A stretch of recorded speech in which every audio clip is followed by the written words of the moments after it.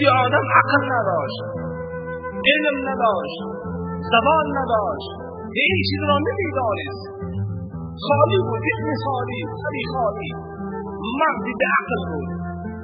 خداوند وقتی که روح را در داخل اون امر نمود، از آدم سؤال کرد خداوند که یا آدم، ای آدم، من برای تو چند چیز را پیشنهاد میکنم، در پیش تو چند چیز را میمانم، از مابین اینها یکیش را انتخاب بکنم.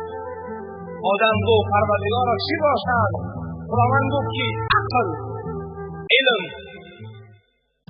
دولت، همسر، زن، فرزند، اولاد، دنیا، از اینها یکیش را انتخاب بکنم. حضرت آدم گفت پروردگارا میدانم، اون برای 7 مهلت میدهم، این را فکر بکن بعد از آن بیا. حضرت آدم را فکر کرد، آمد روز جمعه بود،